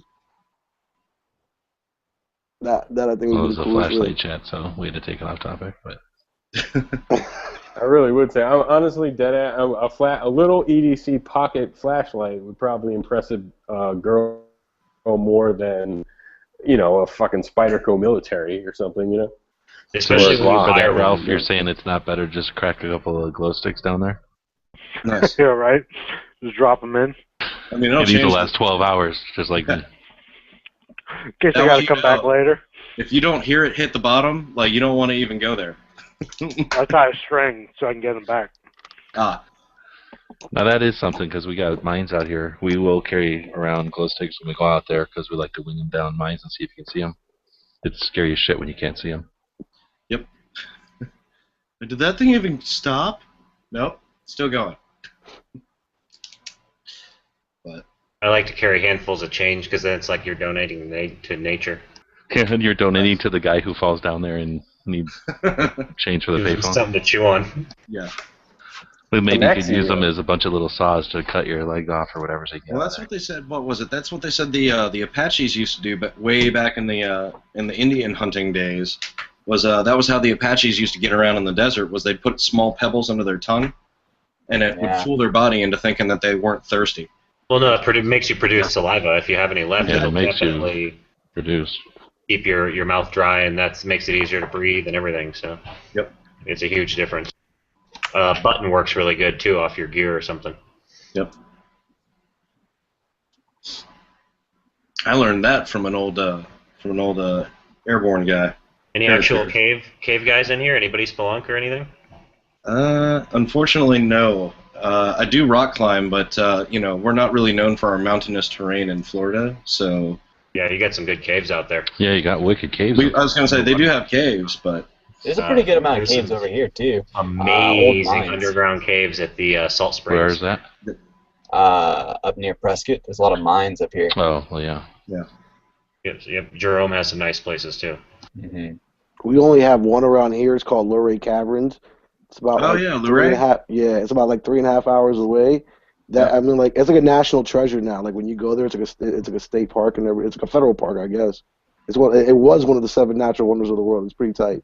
Yeah, it's like a good 45-minute walk tour in caves. Yeah, I remember going up there when I was a kid. I grew up not far outside of Washington D.C. So. And where'd you grow up at? Fairfax, Alexandria. Yeah. I grew up in Wheaton, Maryland. Oh, okay. So just on the other side. Mm-hmm. Yeah. But yeah, going to Virginia Gun Show on Friday. Oh, nice. Out in Dulles, by the airport. Yeah. Never got to get into the gun stuff while I was up there. I mean, we moved down to Florida when I was 10, so. But, if I wasn't going to graduate school, I'd be going. My move would be to my goal this year was to move to Florida. To move to Virginia. Yeah. But I got accepted into graduate school, so. Fair enough. I got to stay here to keep my in-state tuition. Yeah, I got a buddy of mine who he works up in D.C. and whatnot doing consulting and stuff, and he refuses to give up his Virginia residency so that he can still own all of his guns. All right, just a breaking in here. Anybody want to run the after chat? I'm tired and going to bed. Oh. Yeah. I mean, are we all lighted out, or is anybody still? I'm getting snowed in right now, so I guess 8 not. hours. I'm gonna do a couple shoveling trips. I was going to bring up the headlamps shit. So